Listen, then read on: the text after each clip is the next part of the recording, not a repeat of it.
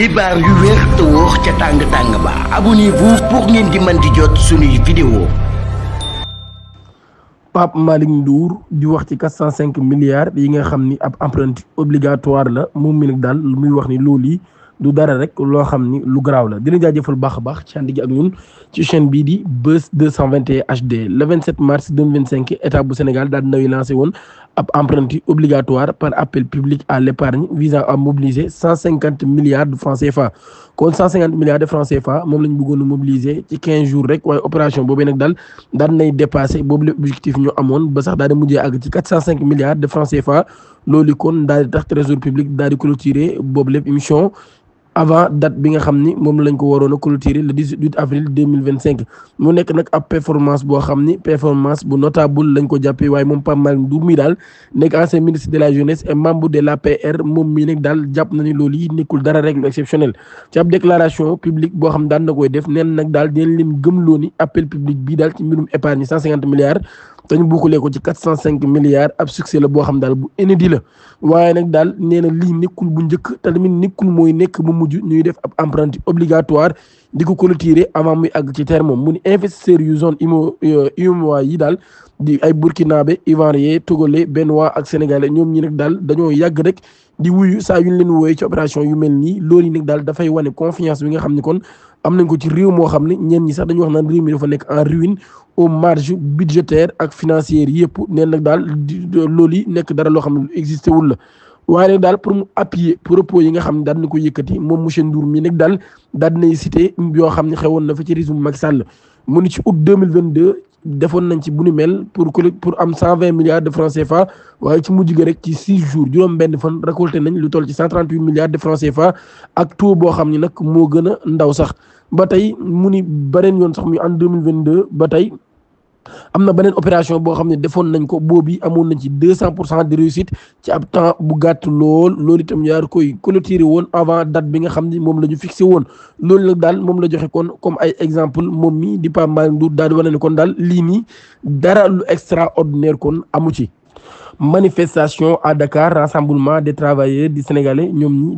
di Sénégal ñoom ñi amal nañ am manifestation ngir dàq yu bari yi nga xam ni ñu ngi leen koy dàq koon rassemblement des travailleurs du Sénégal organisé nañ am manifestation vendredi ca Dakar ca wetu hôpital Abass Ndao ci rond point boobee daal ca poste de la Médine ñoom ñi nag daal ñi daal di jaar ci li nga xam ni moo di avenue Blaise Diagne kon ñoom ñii dañuy xeex rek dàq yu bari yi nga xam ne kon jàpp nañ daal ay dàq la yoo xam ni teguwul ci yoon te justifié wuñu ko ba tey ñoom travailleurs yi daal ñu daan leen dàq kon daan nañuy wane kon seenu ñàkk d'accord ci dàq yi nga xam ñu ngi leen koy dàq waaye tam ak seen situation yu métti yi nga xam ñu ngi koy dund organisateur yi nag daal ginnaaw bi nga xamee ni daan nañuy wax ci li nga xam ne moo di IGFM ñi nga xam ne nag daal mobilisation boobee dañ koo def rek ngir interpeller autorités yi ci li nga xam ne dañ ko war a def ngir protéger maanaam daal ngir sàmm droit ñi nga xam ne kon ñooy liggéeykat yooyu daal te nag bàyyi politique bi nga xam ne dañ koy def di leen licencier ak loolu daal ñu jàpp ni kon dañ koy def ci loo xam ne du ànd ak benn waxtaan maanaam daal du ànd ak benn dialogue mbirum Simone Faye SYNPICS ñoom ñi ngi métti lu placé gi ñu ko placé en garde à vue boobu lépp journaliste syndicat des professionnels de l'information et de la communication du Sénégal SYNPICS ñoom ñi kon ñi ngi naxarlu teg gi nga xam ni teg nañ ko loxo journaliste bi du ci turu Simone Faye loolu yi ñu daal di koy teg loxo ñoom syndicat bi daal ñi ngi wane kon ak jàppale goo xam ni ñi ngi ko koy jàppale ba tey syndicat des professionnels de l'information et de la communication du Sénégal SYNPICS ñoom ñi kon ñi ngi métti lu placement bi nga xam ni placé nañ ko en garde à vue ki nga xam ne moo di Simone Faye ab journaliste rédacteur en chef ci Sen TV Chic FM ñu daal koy teg loxo depuis jeudi 10 avril moom mi di Simone Faye kon SYNPICS mi ngi dénoncé bu baax a baax teg gi nga xam ne teg nañ ko loxo kon ginnaaw nag bi nga xamee ni moom Simone Faye mii daal deful leen rek lu dul daal di daan nañ ko convoqué woon kon le 10 avril jeudi bii ñu weesu ñi ko convoqué woon nag di brigade des affaires générales di BAG daal di koy placé en garde à vue moom mii nag daal mu ngi nekkoon kon ci commissariat du port waaye nag deful leen rek lu dul ginnaaw bi nga xam ne dafa publier ab article nag boo xam ni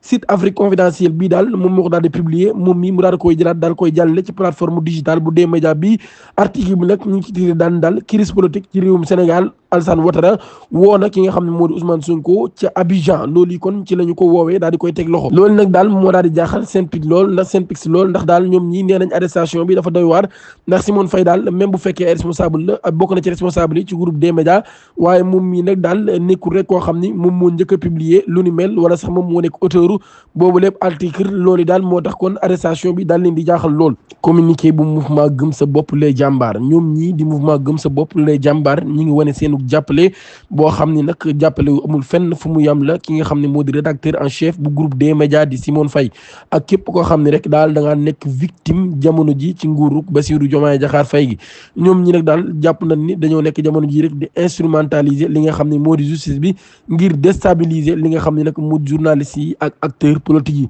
ñoom ñi ngi daal kon ñi ngi interpeller opinion nationale bi ak internationale bi di wax nag daal tey jii moom convocation Simone Faye bi dara nekkul ci ginnaaw rek lu dul jéem a intimider ki nga xam ne moo di président bu gëm sa bopp di Bougane Gueye Dany ba tey moom mi nekk fondateur bu groupe des médias ba tey ñun ak situation yooyu daal nga xam ni lu kenn mënul baale la ñoom mouvement gëm sa bopp daal ñi ngi dénoncé bu baax a baax ba fa ñu mën a yem arrestation arbitraire yi ñi nga xam ñi ngi koy def waaye nag di violer li nga xam ni moo di liberté fondamentale yi nga xam ne nag moom la ñu principe démocratique yi daal di jàngal ba tey ci loolu daal ñoom ñi ngi sàkku nag ñu bàyyi Simone Faye ci ni mu gën a gaawee ci lu amul benn condition loolu daal la ñu wax ko ndax jàpp na ni mbir mi rek dafa nekk nag ci li nga xam ne moo di mbirum dictature ba tey ñoom nag nee nañ daal pouvoir bi fi nekk jamono ji ñi ngi nekk nag di bind histoire bi nga xam ne moo gën a ñuul ci suñu wàllum démocratie loolu yi moo tax kon ñuy woo opposition bi yëpp daal ñu daal di daje nekk benn ngir mën a xeex mbir mu doy waar bi nga xam ni sax mbirum dictature lañ ko jàppee ci réewum Sénégal gëm sa bopp les jàmbaar fait à Dakar le 11 avril 2025. ASP bi ñu rey ci Kidira moom mi ab berger moom moo ko daal di faat bakkanam daal nañ koy teg loxo agent de sécurité bu proximité ASP moom mi ñu daal di faat bakkanam ci ay anam yu doy waar lool mu nekk nag ab crime boo xam ni ma nga xewee ca région de Tambacounda moom mi jamono bi nga xamee ni dañ ko boole woon ak agent yu eaux et forêts daal ñu daal di demoon nag daal di laaj benn berger moom mi mu daal di leen di yóbbu ci ki nga xam ni moom troupeau yi mu yoroon maanaam daal jur yi mu yoroon ci loolu nag daal ci yoon bi ci la rek daal di faatee bakkanam ginnaaw bi nga xamee ni daal di koy dóor li ñuy wax ab hache ci bopp bi ba daal di faat li nga xam ni moo di bakkanam ci ginnaaw ba sax mu daal di koy daal rendi boobu nag berger daal ginnaaw ba dafa rek daal di daw daal di dem ci àll bi nag ginnaaw bi nga xamee ni daal nay def le tout sax ngir daal di maquiller boobu lépp crime waaye gendarmerie yu brigade territoriale de Kidira ñoom ñi nag daal nañuy mujjee jàpp boobu le fugitif ginnaaw bi nga xamee ni source yi Sénégal daal di xam ne daal nee na ci guddi gi ñu weesu rek moom mi ci lañ ko jàppee mu daal di leen yóbbu nag ca bërëb ba nga xam ni fa la dafay jëf ji ñaaw joojee daal dafay sax jéem a nëbb li nga xam ni moo di néew bi moom mi nag daal kon daan nañ leen koy wan ginnaaw ba sax ñu daal di koy placé en garde à vue ci unité de compagnie de gendarmerie de Bakel. di leen jaajëfal bu baax a baax ci ànd gi ak ñun ci chaîne bi di Buzz 221 HD di sàkku ngeen abonné suñu chaîne YouTube te activé ko notification bi pour bañ a rater suñu yeneen i vidéo jërë ngeen jëf. xibaar yu wér te wóor ca tàng tàng ba abonnez-vous pour ngeen di mën di jot suñuy vidéo.